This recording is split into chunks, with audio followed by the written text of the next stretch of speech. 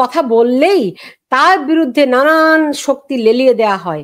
এটা কি রকম, এরকম একটা পরিস্থিতি কি বাংলাদেশে আগে কখনো ছিল? আপনাকে বলি, ইসলাম নামে দল করে যারা, তারা এত অসভ্য ভাষা ব্যবহার করতে পারে, এত কুৎসিত ভাষা ব্যবহার করতে পারে, মানে এত অশ্রাব্য ভাষা ব্যবহার করতে পারে, এটা আমার নিজের উপরে যদি আঘাত না আসতো আমি এটা বুঝতাম। আমি নিজের জীবনে এত বেশি নিজেকে বিক্ষুব্ধ মনে করি, যদিও তাদেরকে আমি মনে মনে মাফ করে দিই, যে একটা দেশের সমস্ত সংস্কৃতিকে তারা ধ্বংস করে দিয়েছে তাদের ভাষার মাধ্যমে। ওই যে 1 2 3 4 গাছের ডালে কাওয়া এটসেট্রা এটসেট্রা, এই শ্রেণীর সমস্ত স্লোগানগুলো, ভাষাগুলো আসছে ওই পতিতার ছেলে, ওই বেশ্যার ছেলে, ইত্যাদি ইত্যাদি যে ভাষাগুলো, এগুলো সব আসছে জামাত এবং তার পক্ষে যে শিবিরের যে আইডিগুলো আছে, এবং বিদেশে যে মহামানব 2 3 জন বসে আছেন, এই মহামানবদের নিকট থেকে এই ভাষাগুলো আসছে। এটা কিন্তু বাঙালি জাতির জীবনে কোনোদিন এই ভাষা ছিল। আমরা যে স্লোগান দিছি ছাত্র রাজনীতিতে, এই স্লোগান কবিতা হিসাবে শ্রেষ্ঠ হয়েছে পৃথিবীতে। পৃথিবীর 10টা স্লোগানের একটা স্লোগান হয়েছে তোমার আমার ঠিকানা পদ্মা মেঘনা জল। আমরা ছিলাম সেই স্লোগানের মানুষ, সেই বাক্যের বয়ের মানুষ, পরস্পরের প্রতি শ্রদ্ধা রেখে কথা কইতাম। কিন্তু আমি যেদিন প্রথম দিন কথা বললাম, জামাত মনে করলো এই লোকটা মুক্তিযুদ্ধের কথা বলে, সেদিন থেকে দুইজন মৌলানা আমার ফজু পাগলা বললো। আমার কথাটা খুব বোঝার চেষ্টা, এটা পৃথিবীতে বেঁচে থাকতে আমি কোনদিন কল্পনা করি না আমার নামে কেউ এই ধরনের মানে কুৎসিত শব্দ ব্যবহার করে। আর কত বোকা, এগুলা কল্পনাও করতে পারবে না। কাজে আমি মনে করি এটার জন্য তাদেরকে একদিন খেসারত দিতে হবে। আমি বলছি, আমি যদি আল্লাহ আমাকে 5 বছর বাঁচায় রাখে, আমি জামাতকে এমন একটা জায়গায় নিয়ে যাব যে হাত জোর করে বলতে হবে যে আমরা আপনার বিরুদ্ধে যে কুৎসিত ভাষাগুলো ব্যবহার করছিলাম এটা আমাদের সব ভুল ছিল। আমি এখানে নিয়ে যাব। রাজনীতিতে আদর্শের সংঘাত থাকবে, স্বার্থের সংঘাত থাকবে, দলে দলে সংঘাত থাকবে, কিন্তু এত কুৎসিত ভাষা পরস্পরের প্রতি ব্যবহার কেন হবে?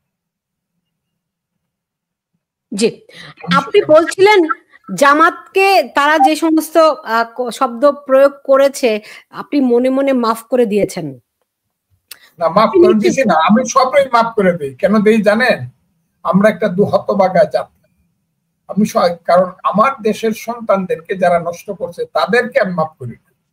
ওকে ওকে, তাহলে আপনি দেখুন, কালকে গতকালই নিউ ইয়র্কেই আপনার জামায়াতের আমির শফিকুর রহমান তিনি মুক্তিযুদ্ধে তাদের যেই ভুল হয়েছে সেটার জন্য নিঃশর্ত ক্ষমা চেয়েছেন। আপনি নিশ্চয়ই দেখেছেন, এটির ব্যাপারে আপনার প্রতিক্রিয়া কি?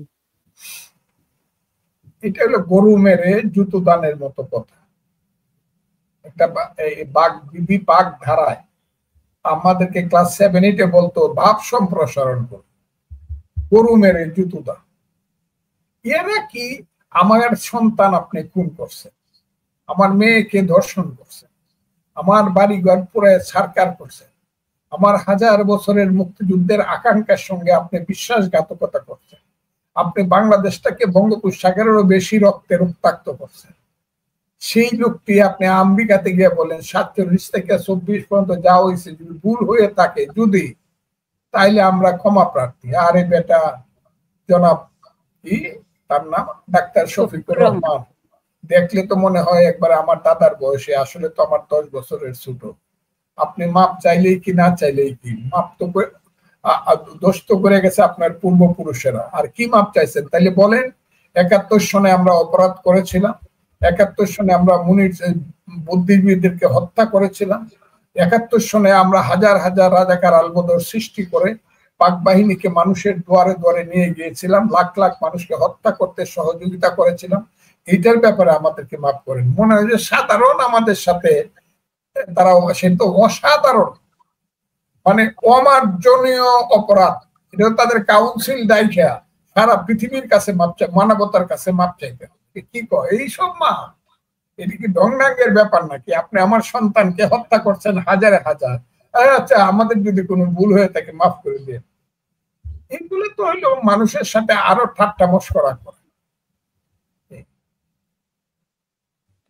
দেখা শুধু যাবে কি শুধু কি ঠাট্টা মশকরা, নাকি তারা ক্ষমতায় যাওয়ার জন্য এখন সবই করতে রাজি আছে?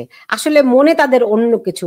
আপনি জানেন জামাতকে অনেকেই মুনাফেক বলে, তাদের মুখে এক মনে আর এক, সেটারই অংশ কিনা?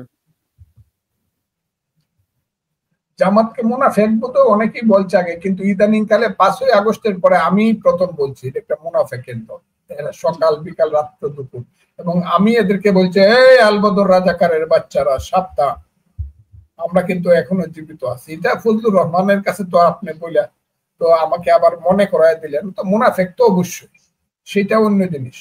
এবং তাদের রাজনীতির ভুল পাকিস্তান আমল থেকে শুরু হয়েছে। তারা পাকিস্তানকে সমর্থন করতে পারে নাই, পাকিস্তানের আন্দোলনকে সমর্থন করে নাই, তারা বাংলাদেশের মুক্তি সংগ্রামের স্বাধীনতা সংগ্রামকে সমর্থন করে নাই, মুক্তিযুদ্ধের শুধু বিরোধিতা করছে না, তারা ছিল সবচেয়ে বড় হত্যাকারী, জালিম, ফেরাও।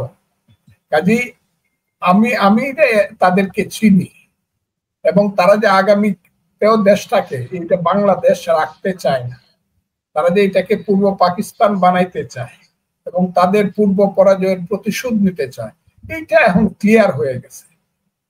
যে কারণে আপনি বলতেছেন তারা ক্ষমতায় যেতে চায়, ক্ষমতায় গেলে তো ইলেকশনে যাবে, ইলেকশনে গেলে এদের ভোট আরো 1% 2% কমবে, কেউ জামানত বাঁচাইতে পারবে না। বাংলাদেশের অবস্থাটা এইরকম। কিন্তু তারা ক্ষণে ক্ষণে এমন কিছু চক্রান্তমূলক কাজ করেছে 5ই আগস্টের পরে, যে একদম এসিলেন্ট থেকে ইউনো থেকে ডিসি আর ওসি থেকে এসপি থেকে দৈরে একবার সবকিছু মিলে দিলে তারা বিভিন্ন জায়গাতে তাদের কিছু, বেশিরভাগ জায়গাতে তাদের অসংখ্য লোকজনকে বসায় রাখছে। আর তাদের কাছে এত পয়সা পাতি আছে, এত কি বলবো, এটা অবৈধ টাকা। এদের টাকা কোত্থেকে আসলো? মোল্লা মুন্সিরের টাকা আসে কোত্থেকে? এটা প্রথমে জোগাড় করছে মুক্তিযুদ্ধের পরে গোলাম আজম সাহেব সহ যারা ওই বিদেশে গিয়ে বাংলাদেশের বিরুদ্ধে অপপ্রচার করছে যে বাংলাদেশ হিন্দুদের দ্বারা কবলিত হয়ে গেছে, এটা হিন্দুস্তান হয়ে গেছে। এরা ওই সৌদি আরব সহ বিভিন্ন জায়গা থেকে টাকা উপার্জন করছে। সবকিছু মিলে টিলে তারা ওখান থেকে টাকা বিদেশের ভিক্ষার টাকা উপার্জন করছে, ধর্মের নামে টাকা উপার্জন করছে, বিদেশ থেকে সাহায্য আনছে, সেই সব টাকা নিজেদের ফান্ড করছে, ব্যাংক করছে, ইন্স্যুরেন্স কোম্পানি করছে, তারপরে হসপিটাল করছে, তারা হাউজিং ব্যবসা করছে। এইভাবে সমস্ত টাকাটাকে তারা কুক্ষিগত করিয়া এখন তারা হইল রাজনৈতিক দল হিসাবে তারা সবচেয়ে বড় টাকার খনি তাদের কাছে। কাজে এই টাকাগুলো ব্যবহার করেও কিছু ভোট টোট পাবে। আর যদি কোনো দল যদি ক্ষমতায় না যায়, ধরেন বিএনপিও যদি ইলেকশনে না যায়, কোন দল যদি ইলেকশনে না যায়, শুধু একা জামাত ইসলাম এবং তার সহযোগীরা যায়, তাই তো তারাই পাশ করবে। কিন্তু বিএনপি গেলে আওয়ামী লীগ তো যাবেই না, অন্য যে কোনো দল গেলে জামাত ইসলামী দেশে ক্ষমতায় যাবে। আল্লাহর রহমত, আল্লাহ আছে, কিন্তু আল্লাহ সর্বশ্রেষ্ঠ, আল্লাহই ক্ষমতা এবং সম্মানের মালিক। কিন্তু কোনোদিন জামাত পাবলিকের ভোটে ক্ষমতায় যাবে না, ইনশাল্লাহ। আমি এটা কয়ে দিলাম, কোনোদিন না। এই দেশে, মুক্তিযুদ্ধের দেশে জামাত, তাইলে এটাকে পূর্ব পাকিস্তান বানাইতে হবে, আর আমরা যত মুক্তিযোদ্ধা আছি সবাই মরে যেতে হবে, বাস দ্যাটস অল। এরা কিভাবে আপনারা কি চিন্তা করেন জামাত ক্ষমতায় যাবে? বলে তো যে তারা নাকি সব বন্দোবস্ত পাকা করে ফেলেছে, যদি দেশে নির্বাচন হয় তাহলে জামাত ক্ষমতায় যাবে, মানে সেই ইঞ্জিনিয়ারিং, সেই মেকানিজম তাদের করা হয়ে গেছে যদি নির্বাচন হয়। না, যদি মেকানিজম হয়, নির্বাচন হলে জামাত ক্ষমতায় যাবে না। যে নির্বাচনে বিএনপি যদি যায়, ধরেন আওয়ামী লীগ তো যদি না যায়, বিএনপি যদি যায়, অন্য কেউ না গেল, শুধু বিএনপি গেলেই জামাত এবং ওই যে মোল্লা মুন্সিরা বা ওই যে ইসলামের নামে যারা ব্যবসায়ী দল করে, 10-15টা সিট পাবে, ম্যাক্সিমাম 20টা। জামাতের চেয়ে স্বতন্ত্ররাই সিট বেশি পাবে, যারা মুক্তিযুদ্ধের নামে ইলেকশন করবে। অনেক মানুষ মুক্তিযুদ্ধের নামে ইলেকশন করবে স্বতন্ত্র, তাতেও জামাতের চেয়ে বেশি ভোট পাবে। এমনিতে ধরেন এরকম কি কোনো পরিকল্পনা আছে যদি নির্বাচন হয়? আপনারা অনেক লোক বলছেন যে নির্বাচন করবে, সেরকম পরিকল্পনা কি আপনাদের আছে কোনো? নির্বাচন হলে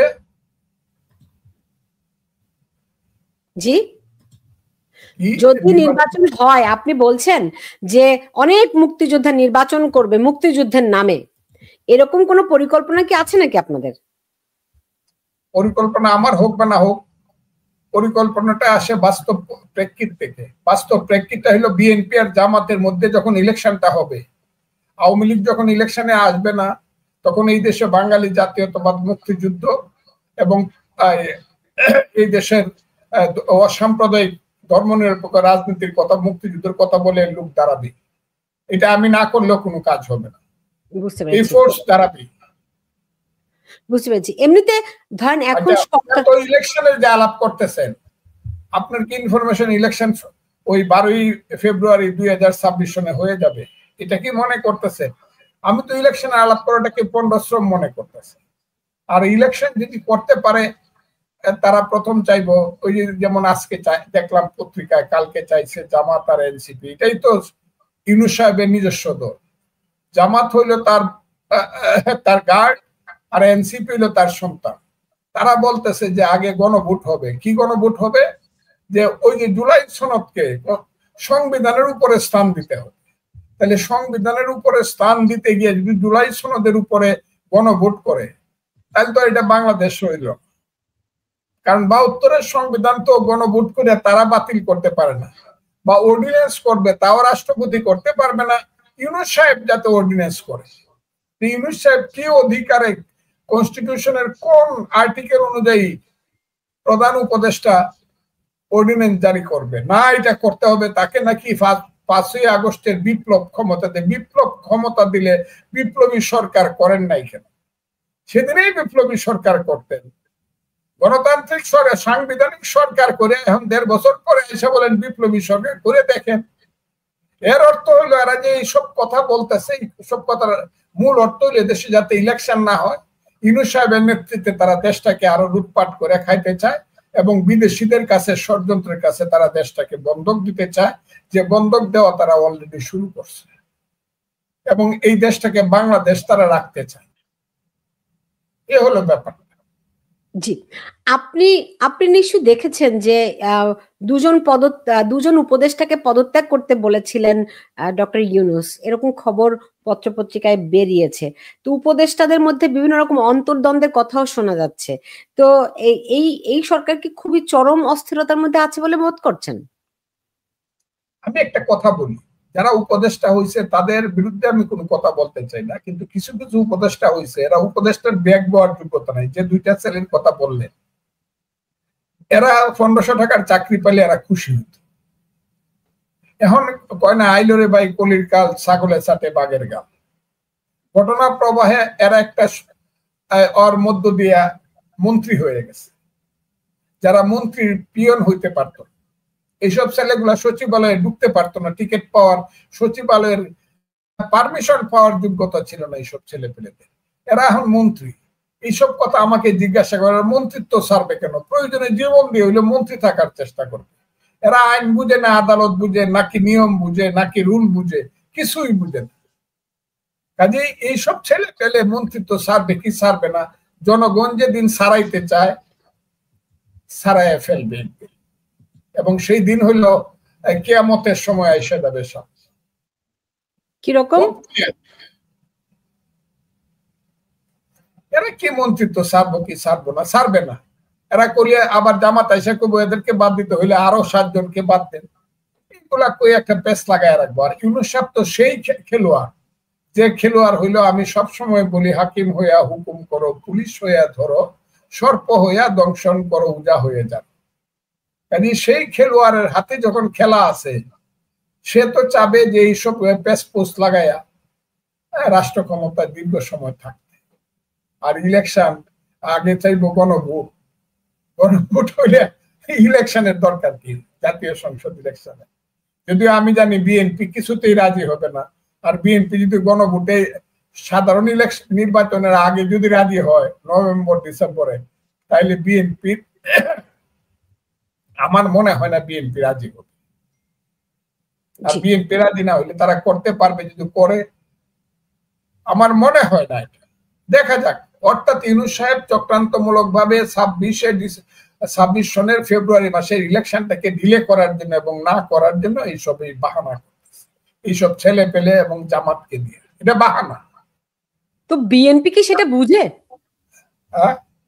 বিএনপি কি সেটা বুঝে? কে বিএনপি? বুঝে, একটু পরে বুঝে, কারণ বড় দল তো, একটু পরে বুঝে। মানে আর কত পরে? মানে এখনো পরে হয়েছে কিনা? সালাউদ্দিন সাহেব বলছে না যে আমরা মানি, এইসব মানবো না আমরা, ওই যে নির্বাচনের ব্যাপারে কিছু কথা বলতে বলে এইসব আমরা মানি না বলছে, কিন্তু খুব অন স্পট রিঅ্যাকশন দেখাইছে। তাকে সেলিউট করাই দরকার, এটা সাধারণত করে না, কিন্তু মানে স্পন্টেনিয়াস রিঅ্যাকশন না করলে, হ্যাঁ,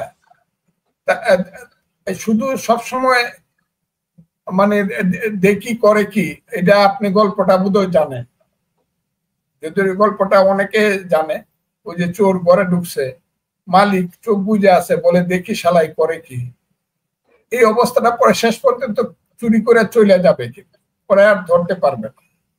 আমি তাই মনে করি চোর ওই দেখি শালাই করে কি একবার দুইবার কইলাম, কিন্তু পরে কিন্তু চোরকে ধরে ফেলানো উচিত। তো বিএনপি কি আপনার মনে হয় চোর ধরতে পারবে, নাকি দেখি না কি করে এই অবস্থায় আছে? দেখি না কি করে এই অবস্থায় আছে, কারণ বিএনপি মনে করতেছে যেহেতু ইলেকশন করলে এখন আওয়ামী লীগ নিশ্চিন্ত ভাবে আমরাই রাষ্ট্র ক্ষমতায় আসবো, আচ্ছা কোনোভাবে ইলেকশনটা করা যায় কিনা পিঠ চাপড়ায়া, এটা বিএনপি মনে করে, যে কারণে অনেক কিছু বিএনপি ছাড় দিতেছে বলে আমি মনে করি, তাহলে এত কিছু ছাড় দেওয়ার কথা। কারণ সব ওই যে জুলাই সনদ যেটা হয়েছে, জুলাই সনদটা এটা বাংলাদেশের মুক্তি যুদ্ধের পক্ষের মানুষ কিন্তু একসময় থ্রো করে দিবে, আমি কথাটা বললাম, ছুঁড়ে ফেলাই দিবে মুক্তিযুদ্ধের পক্ষের মানুষ, কারণ এখানে অটোমেটিক্যালি 57% মানুষ বাদ করে গেছে। যে 25টা দলে ভোট মানে দস্তখত করছে, সেই 25টা দলে ভোট পাইছে, সর্বশেষ ভোট পাইছে 43%, আর যাদেরকে বাদ দিছে, যারা দস্তখত করে নাই, তাদের পক্ষে ভোট ছিল 57%। কাজে এখন পর্যন্ত কিন্তু ইউনূস সাহেবের বা জুলাই সনদের পক্ষে কিন্তু মেজরিটি পিপল আসে না। আর এখন তো যদি জিজ্ঞাসা করে ভোটে যায়, ওই যে গণভোট করবে, গণভোট করলে তো সালাউদ্দিন সাহেব বাছায় দিছিল ইউনূস সাহেবরে, যে যেদিন পার্লামেন্ট ইলেকশন হবে সেদিন গণভোটটা দিলে পরে সব মানুষ তো আসবে, কাজেই একটু ভোট পাবে। আর এমনি আলাদা গণভোট করলে আগে 2% মানুষ সেন্টারে যাবে, আর অন্য মানুষ আইব খিলাইবার লাগে, কারণ এই জুলাই সনদ কেউ সমর্থন করে না বাংলাদেশে, কেউ না। তো বিএনপি তাহলে এই কাজগুলি কেন করছে? তারা কি মনে করছে ওই যে মাথায় হাত বুলিয়ে আপনি যেটা বলছেন, এরকম করে তারা নির্বাচন করাতে পারবে? না, এটা তো একটা বড় দায়িত্বশীল দল বিএনপি। আমি একটা কথা বলি, দায়িত্ব, তারা মনে করে শেষটা দেখি না কি হয়, শেষটা দেখি। আবার বিএনপির বিরুদ্ধে যখন স্লোগান দেয়, তারেক রহমান সাহেবের বিরুদ্ধে বা দেশ নেত্রীর বিরুদ্ধে যখন স্লোগান দেয়, বা জিয়াউর রহমানের ছবি যখন পোড়ায়, তখন তো আবার বিএনপি লাখে লাখে আবার দাঁড়ায় দাঁড়ায় বলেও জামাত শিবির রাজাকার, এই মুহূর্তে বাংলা রিয়েকশনও দেখায়। কিন্তু বিএনপি রিয়েকশনটা একটু কম দেখায়, কারণ তারা তো বড় দল, তারা মনে করে ইলেকশনটা হইলে পরেই আসুক না, রাষ্ট্র যন্ত্রটা আমাদের হাতে আসুক। এই কারণে একটা ধৈর্যের একটা পরিচয় দিচ্ছে বিএনপি, এটা আমি মনে করি। জি, এমনিতে সালাউদ্দিন আহমেদ বলেছেন যে এ মাসের মধ্যেই তারা 200 আসনে প্রার্থী চূড়ান্ত করে ফেলবে। তো আপনি কি এবার বিএনপির প্রার্থী হবেন? আমি একটা কথা বলি, আমি তো বিএনপি করি, যদিও আমাকে সাসপেন্ড করছে, কথাটা কি বুঝতে পারছেন? আমি ইলেকশনে বিএনপি দল যখন আছে, প্রার্থী তো হইতেই পারি, প্রার্থী কেন হব না? আমি তো মনে করতে ইলেকশন নিয়ে আলোচনা করাটাই বাতুলতা, ইলেকশনটা হবে না তো। এবং আমার ধারণা ইউনূস সাহেবের অধীনে ইলেকশনই হবে না, এটা হলো আমার ধারণা। ইউনূস সাহেবের অধীনে কোনো ইলেকশন হবে না। কিন্তু আপনার দল তো 200 প্রার্থী চূড়ান্ত করেও ফেলছে, সেই 200-র মধ্যে কি আপনি আছেন? আপনি কি বিএনপির টিকিট পাবেন? বিএনপি, আমি বিএনপির টিকিট পাবো তো এটা আমি ধারণা করি না। যদি না পান, সেই ক্ষেত্রে কি আপনি স্বতন্ত্র হবেন? সেটা ইলেকশন, যদি না পাই কথাটা কেন আসবে? আমি তো পাবো। আমি জানি তো আমি পাবো। আপনি পাবেন। তারেক রহমানের সঙ্গে কথা হয় আপনার? যেহেতু আমাদের নেতার প্রয়োজনে কথা হয়, আচ্ছা, যখন প্রয়োজন মনে করে তখন, আমিও যখন প্রয়োজন মনে করি কথা বলার চেষ্টা করি। তো তখন এই কথাগুলো বলেন না যে ওই যে চোর গেলে পরে তো পালিয়ে যদি চলেই যায় তখন তার ধরতে পারবেন না, নাগালের বাইরে চলে গিয়ে লাভ কি? এতে তো আলটিমেটলি বিএনপি বারবার গোল খেয়ে যাচ্ছে, তাই না? শুনেন, প্লেয়ার যত ভালোই হোক,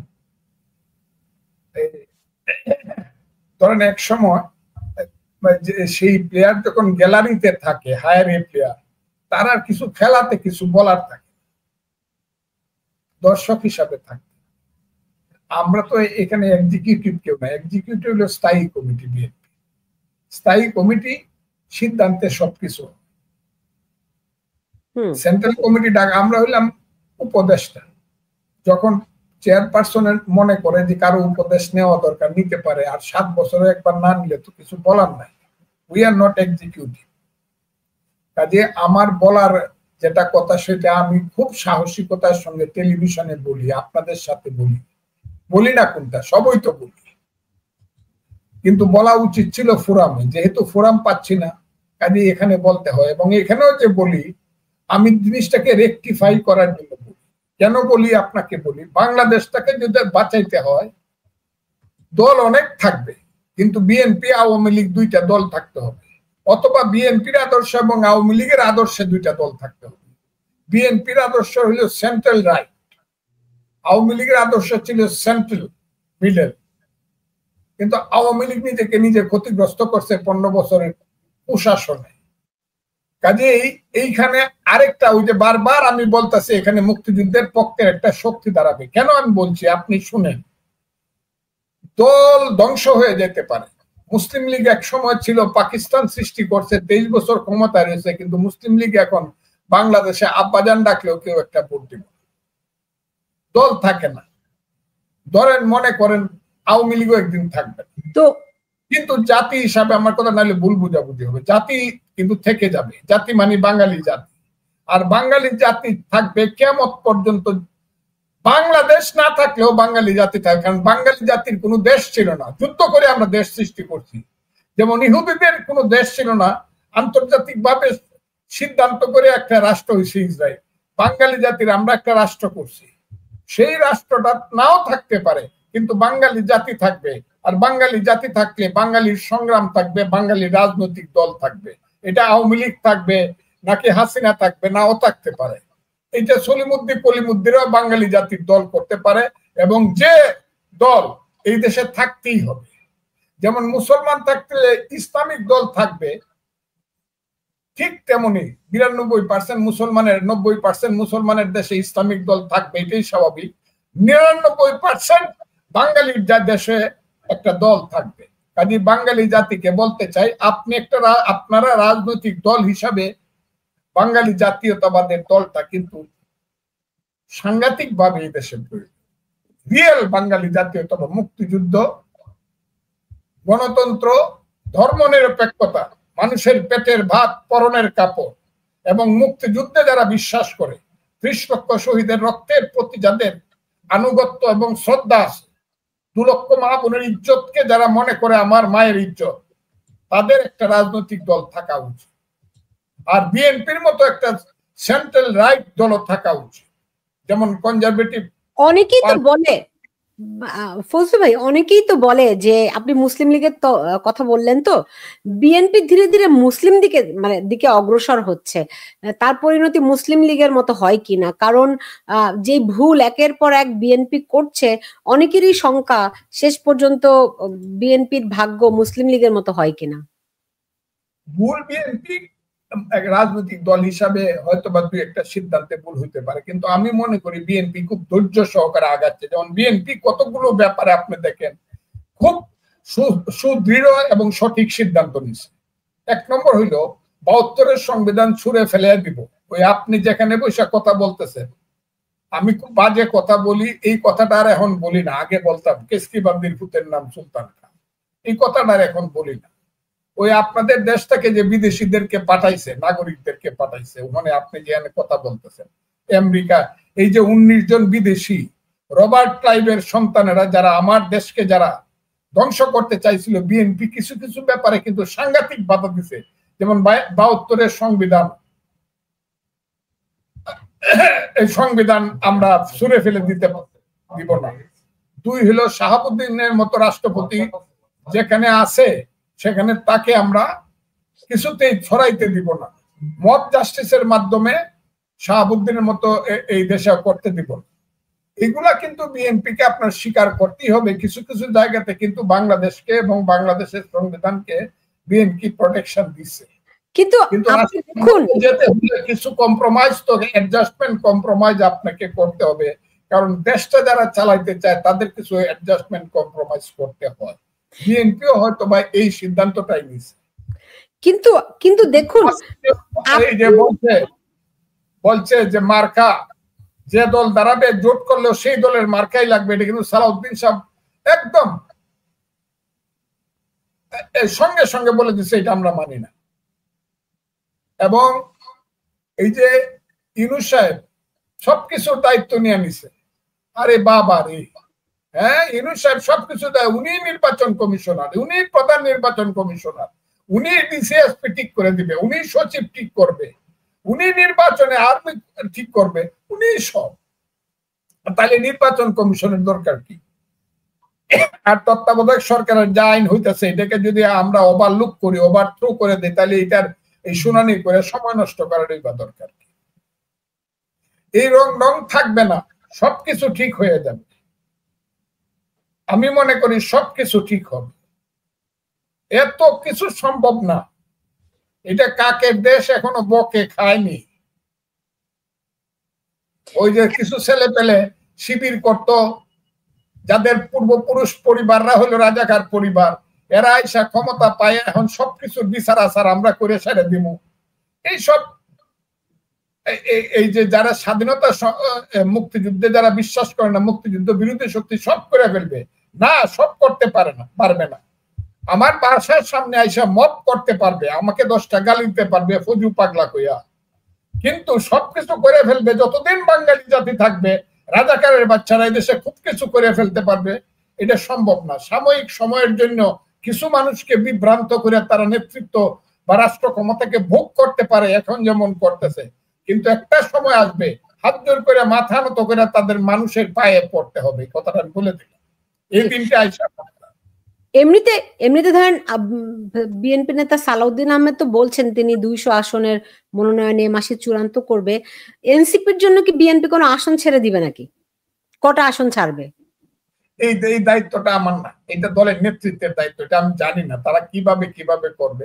তবে আমি মনে করি যে নেতৃত্ব যে সিদ্ধান্ত নিবে সেটা আমার যদি অমত থাকে, আমি এটা দল সিদ্ধান্ত নিলে আমি বিরোধিতা করবো না, কারণ এইগুলো নমিনেশন, এটা দলের পলিসিগত ব্যাপার। আর পলিসিগত ব্যাপারটা ঠিক করে মূল নেতৃত্ব এবং স্থায়ী কমিটি, এখানে আমার কথা বলার কোনো খুব বেশি আগ্রহ নাই।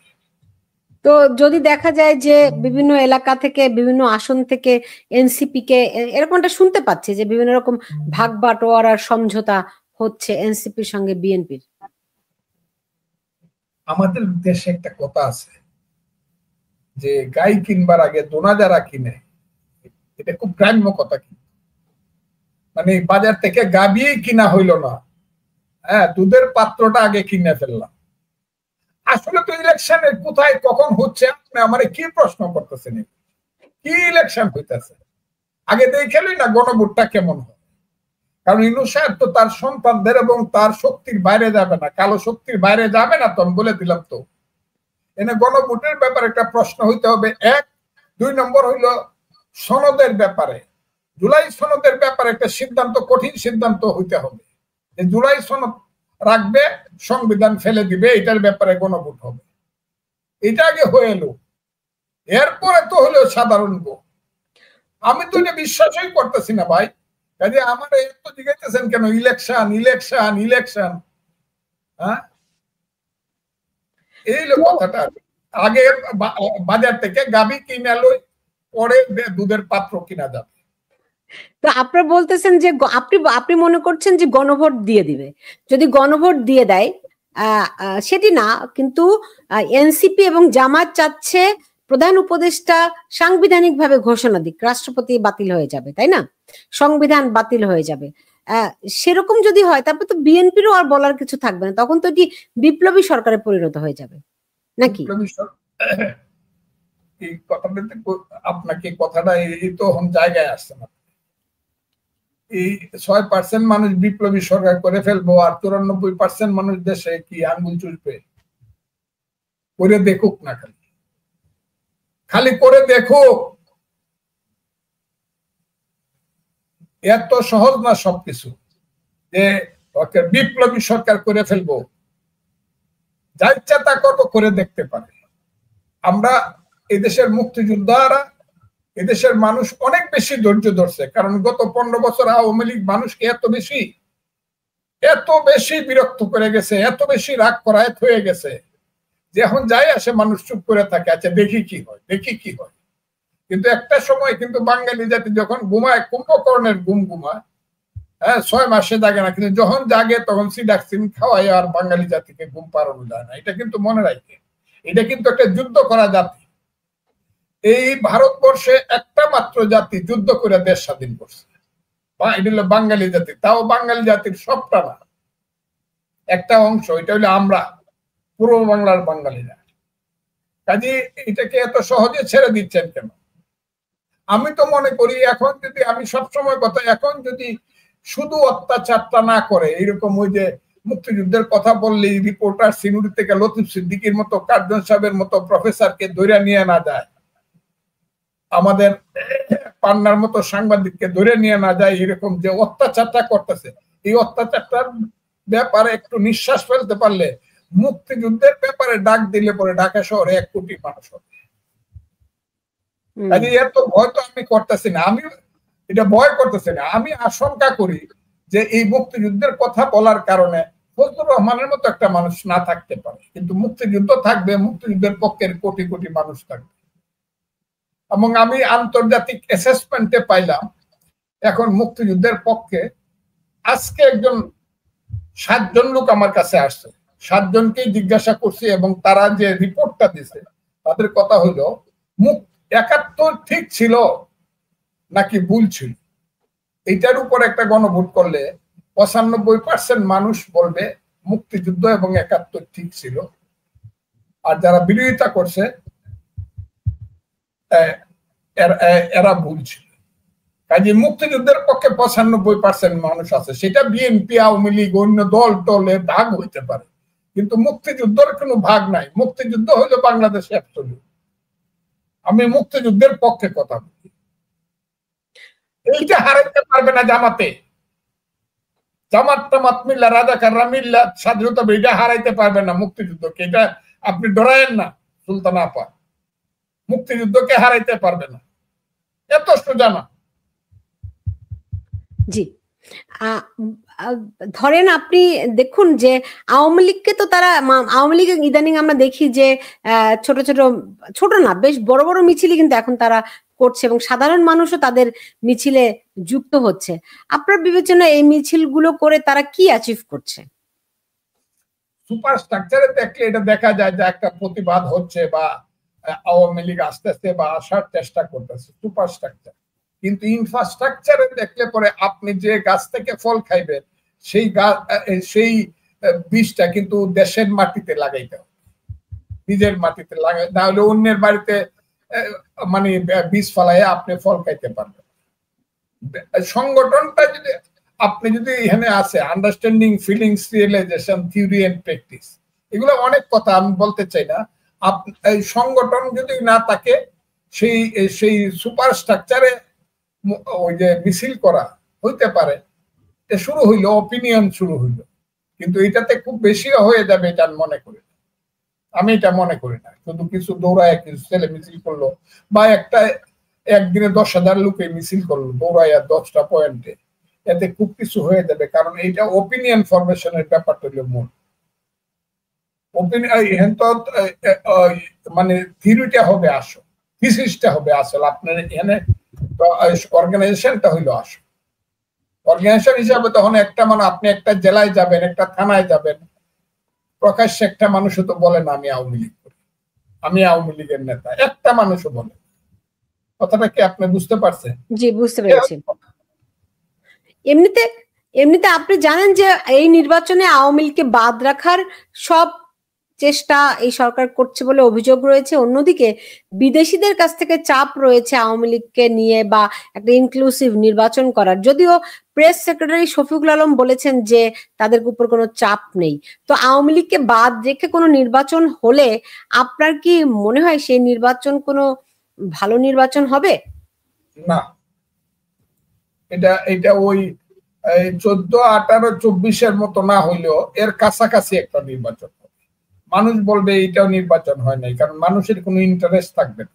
মানুষ বলবে এই যে দেখেন, আমি কালকে দেখলাম যেন আর্জেন্টিনার ব্রাজিলে খেলা হইতেছে ফ্রেন্ডলি ম্যাচ, দুইটাই বিশ্ববিখ্যাত টিম, কিন্তু খেলা হইতেছে ফ্রেন্ডলি ম্যাচ। ফ্রেন্ডলি ম্যাচ যখন হয় তখন মানুষের কোনো ইন্টারেস্ট থাকে না দেখতে, কিন্তু কম্পিটিটিভ ম্যাচ যখন হয় তখন মানুষ খেলা দেখতে যায়। যখন জামাত এবং বিএনপি দুই গ্রুপে ইলেকশন হবে, মানুষের অতটা ইন্টারেস্ট থাকবে না। যেমন বিএনপি ইলেকশনে যখন যায় নাই বা জামাত যায় নাই, আওয়ামী লীগ বা জাতীয় পার্টি ইলেকশন করে কিন্তু জোর করেও তাদের নিজেদের মানুষকেই সেন্টারে আনতে পারে না। কাজে ওই ইলেকশনটা কয়েকদিন পরে মানুষ বলা শুরু করবে, ও দেখছি এটাও তো ইলেকশনে 10% ভোট কাস্ট হয়েছে আর 25% ভোট ফিল মারছে, এটা এইগুলা বলবে মানুষ।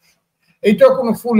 এবং বিএনপির জন্য সবচেয়ে, বিএনপির জন্য যত কথাই বলুক, মুখ লুকায় বলুক আর প্রকাশ্যে বলুক, যে যত কথাই বলুক, বিএনপির বলা উচিত হলো সব মিলায় ইনক্লুসিভ ইলেকশন করো, তাতেও বিএনপি ক্ষমতা আসবে এবং এক্সক্লুসিভলি বিএনপি 5 বছর রাষ্ট্র ক্ষমতা ভালোভাবে চালাইতে পারবে।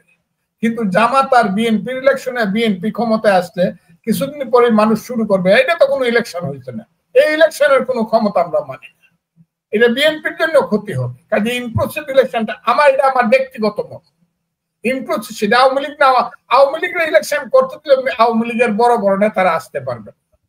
যে যারা লন্ডন থেকে বক্তৃতা করে না, বড় বড় কথা কয়, ওরা এসে নিজের মাঠে দাঁড়াইলে মানুষ কি করবে এটা আমি জানি।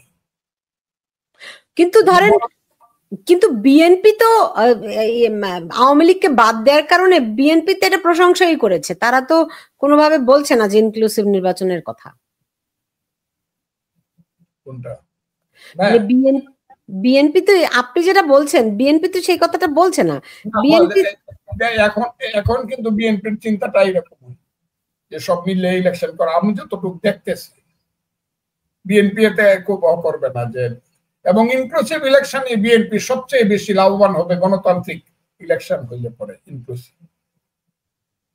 কিন্তু বিএনপি তো সেরকম কোনো আওয়ামী লীগ নির্বাচনে আসুক এরকম তো কোনো কথা, কোনো রকম ভূমিকা তো রাখছে না, বরং আওয়ামী লীগ মাঠে ঘাটে নামলে পরে বিএনপি তাদেরকে প্রতিরোধ করছে। বিএনপিকেই দেখছি মব করতে, বিএনপিকেই দেখছি বিভিন্ন জায়গায় আওয়ামী লীগ ছাত্রলীগের ছেলেপেলে লোকজনকে পেটাতে। এটা তো বিএনপি এই কাজটি করছে। আপনি তো বিএনপি কে গত 15 বছরে এহেন কোনো দুষ্কর্ম নাই যা বিএনপির উপরে করেন নাই। তার এরকম তো পিটিয়ে মারে নাই, পিটিয়ে মার গুম করে ফেলছেন, আর কি করতেছেন? পিটিয়ে মারে ফেলানো ভালো, কবর দেওয়া যায়, মা গিয়া কান্নাকাটি করে কবরে যাইতে পারে।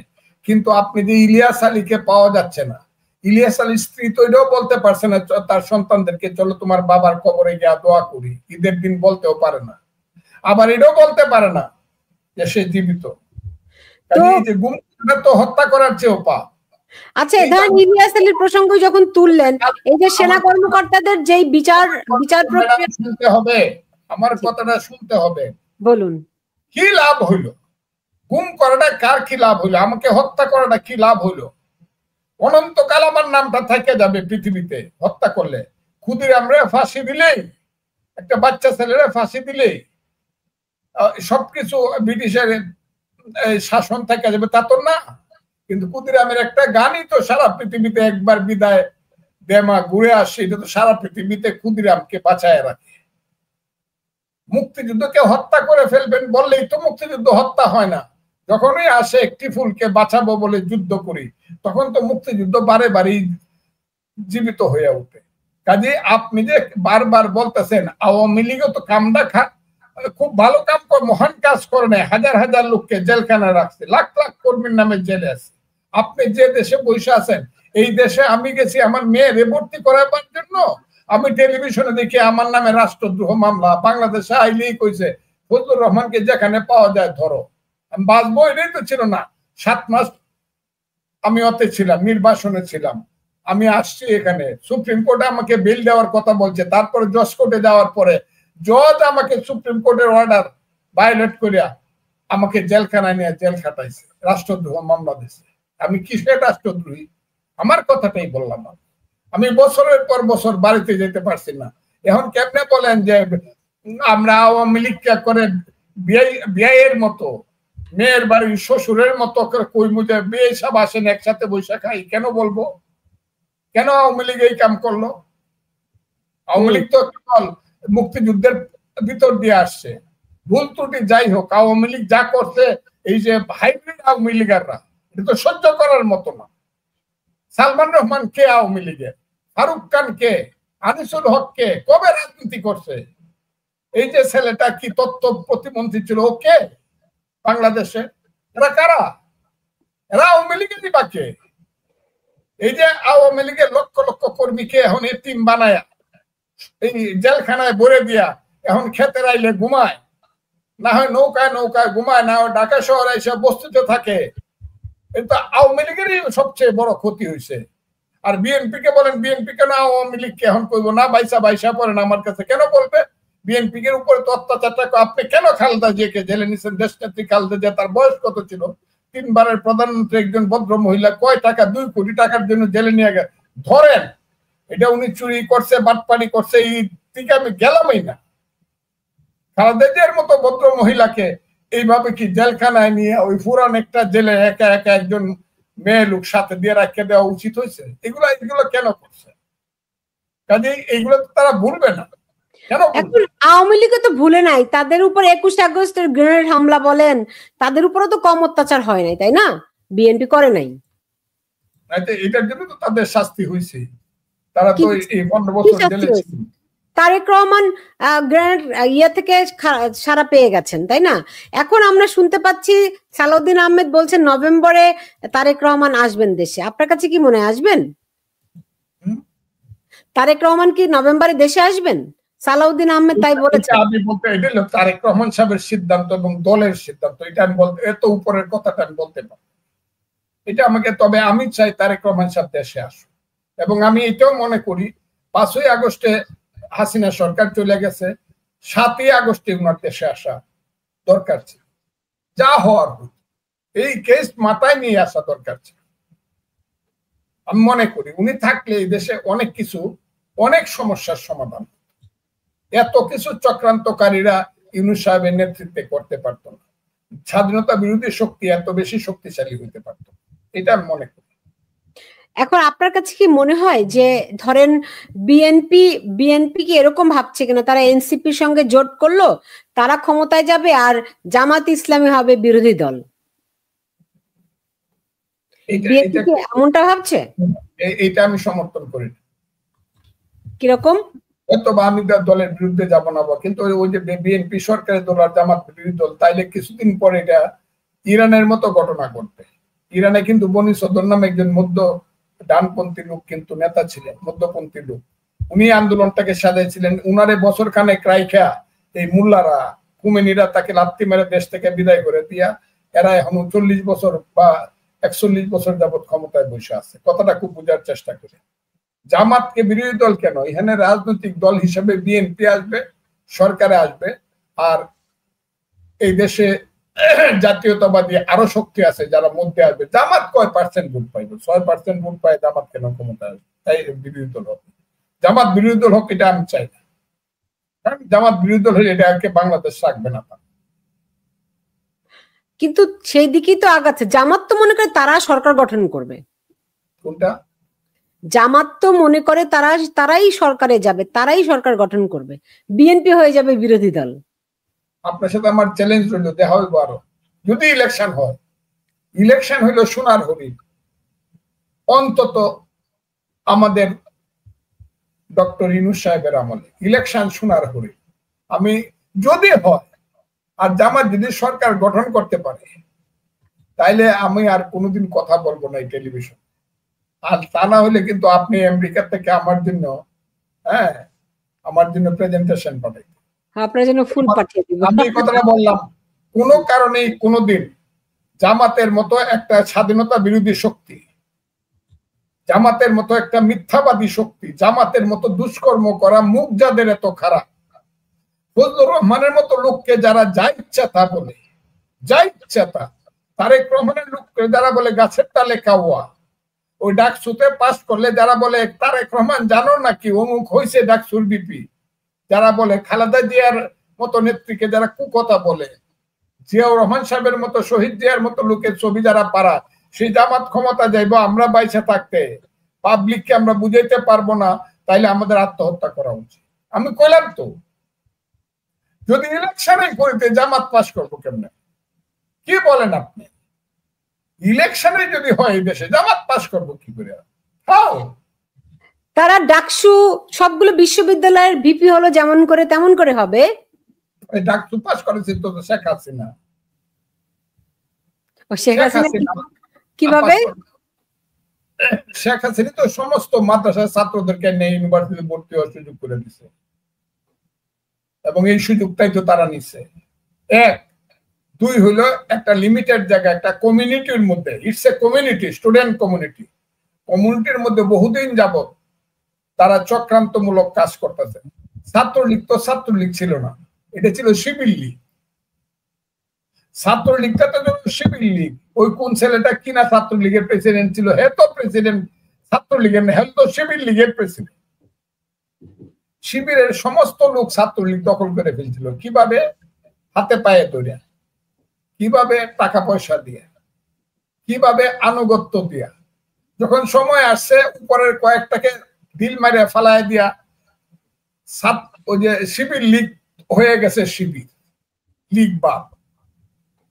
এটা তো চক্রান্তমূলক ব্যাপার, এবং এটা কয়দিন চলে দেখেন। ওই যে চাকসু ডাকসু রাখছু, এটা কয়দিন চলে। রাজনীতি যেদিন আসবে এইসব মধ্যযুগীয় বর্বর পলিটিক্স কিন্তু থাকবে না, কথাটা বলে দিলাম। ওই টাকা পয়সা দিয়া মেয়ের আরে ওই হলে থাকার সুযোগ দিয়া, ওই 30 কোটি টাকা দিয়ে একটা হলে এই করা এই করা, ওই হলগুলাকে আমি করে দিব, এসিলে করে দিব, কারণ টাকা আছে, অফুরন্ত টাকা। টাকা রাজনীতি যেখানে চলবে সেখানে তো এরকম হবে, কিন্তু 12 কোটি মানুষকে তো আর টাকা দিয়ে কিনতে পারবে না, ভোটারকে তো আর টাকা দিয়ে, 12.5 কোটি ভোটার আছে, এটা it is not so easy. এমনিতে আরেকটা কথা বলি আপনাদেরকে, আপনারা ডাকসু মাকসু নিচে গা, আমি কিন্তু ভোটটা হিসাব, কত ভোট নিছে তারা, এখন মেজরিটি। ওই ডাকসু নিছে, কিন্তু হলগুলোতে দিয়ে দেখবেন তাদের 2টা লোক বিপিজিএস নাই। বেসিক জায়গাগুলো অন্যরা দখল করে, স্বতন্ত্ররা দখল করে আছে, মুক্তিযুদ্ধের পক্ষের লোক দখল করে আছে, ছোট ছোট দলগুলো দখল করে আছে, এর মধ্যে ছাত্র দল কিছু আছে। কাজে সব নিয়ে গেছে তা না, আরো তো কলেজ মলেজ আছে, ছাত্র তো আরো আছে। ছাত্র তো খালি এই পাবলিক ইউনিভার্সিটি শেখ হাসিনার মাদ্রাসার মধ্যে ছাত্র না, ছাত্র আরো আছে। জি, আমি বুঝতে পেরেছি। বাট ধরেন সবসময় তো ভিপি, জিএস, এজিএস উপরের পোস্ট 3টাই প্রাধান্য পায়, সেই জায়গা থেকে আর কি বলা। যাই হোক, আমাকে শেষ করতে হবে, কিন্তু আপনার কাছে আরো 2-3টে প্রশ্ন আমার আছে।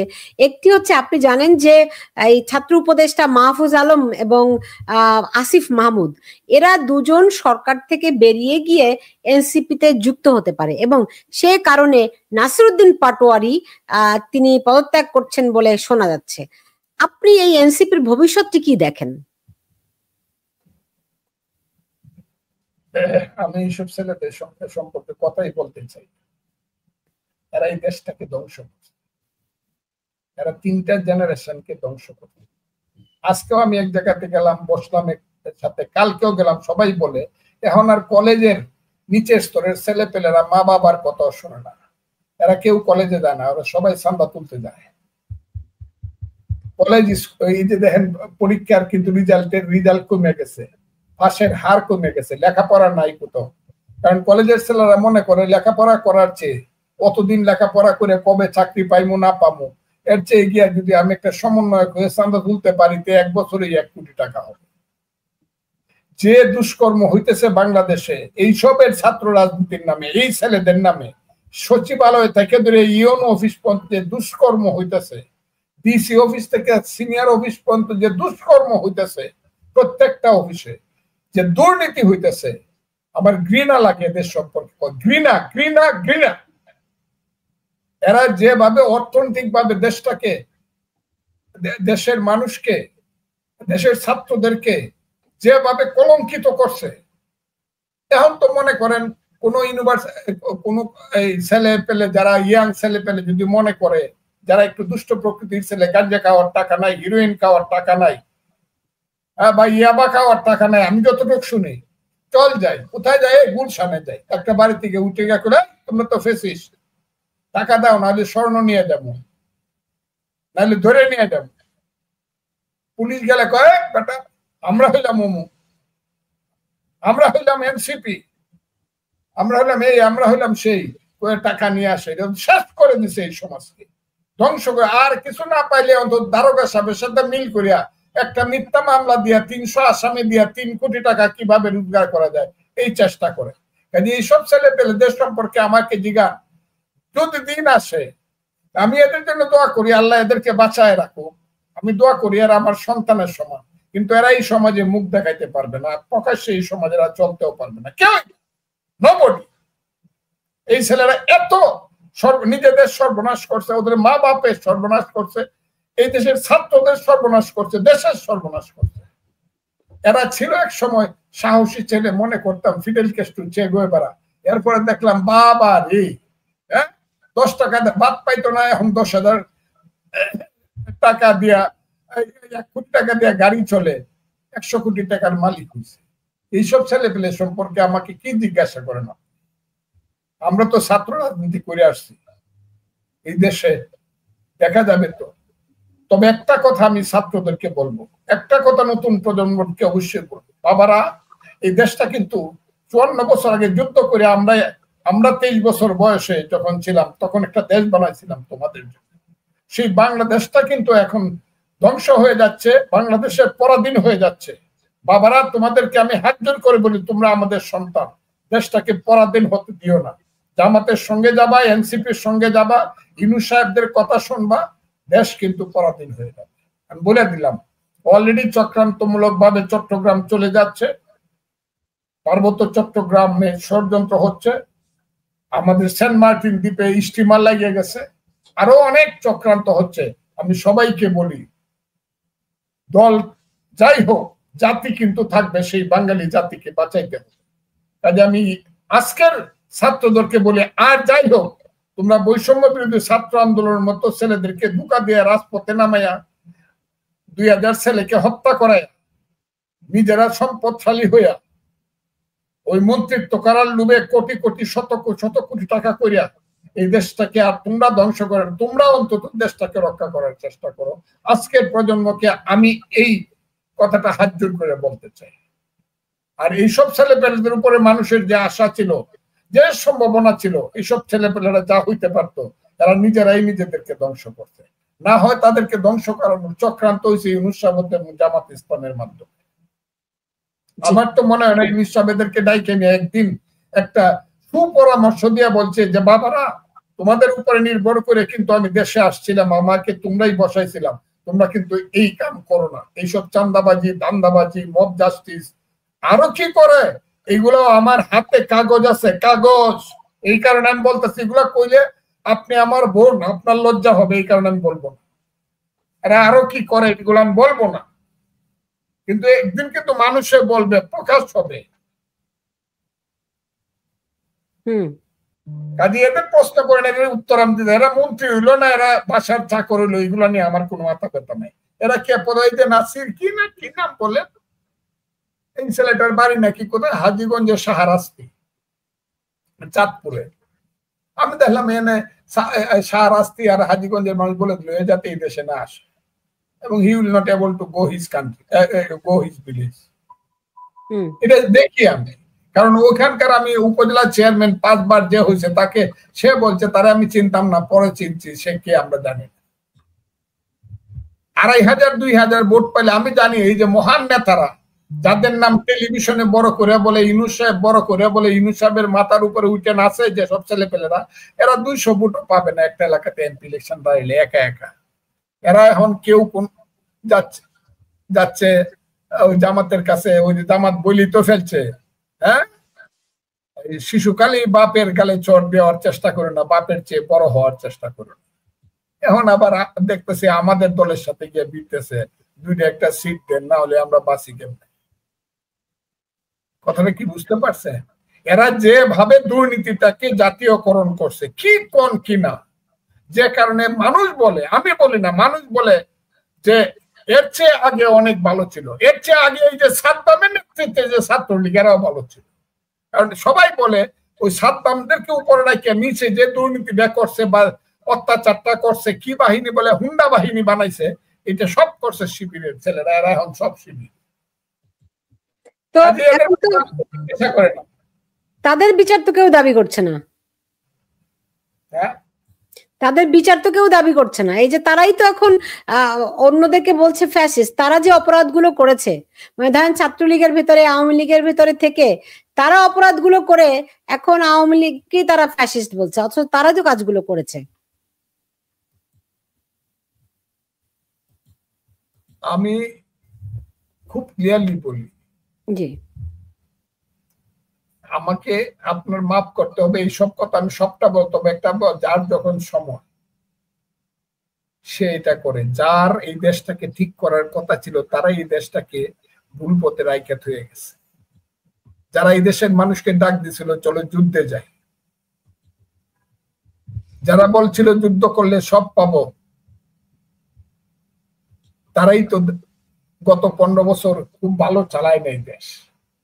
কাজে আপনি অন্যদেরকে যে বলবেন আপনার তো সেই মুখ নাই, কিন্তু এটাও হবে এক সময় মানুষ বলবে কিন্তু হ্যাঁ তারা ভুল করছিল, এটা ঠিক, তারা ভুল করছিল এটা ঠিক, কিন্তু তাদের চেয়ে বেশি ভুল করছে এরা।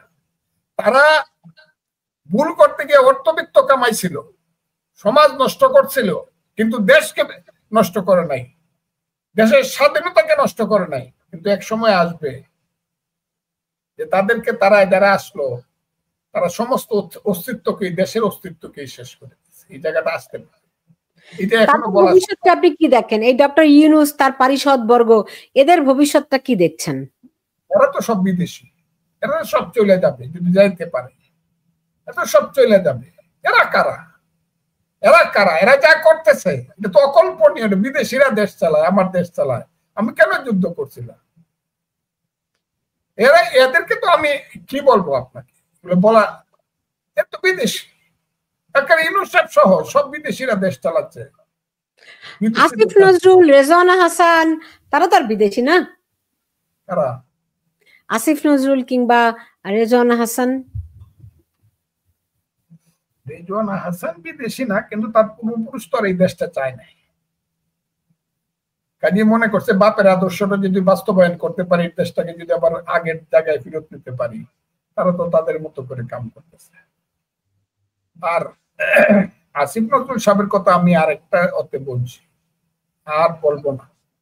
আসিফ নজরুল সাহেব যেখানে ছিল তার চেয়ে উনি বুঝতে পারতেন, যদি কোনোদিন ক্ষমতায় যায়, ক্ষমতা হাতে চলে যায় তার, ওই দিন উনি বুঝতে পারবে এই সমাজে কোন জায়গায় আছে, মানুষ তাকে কোন নজরে দেখে।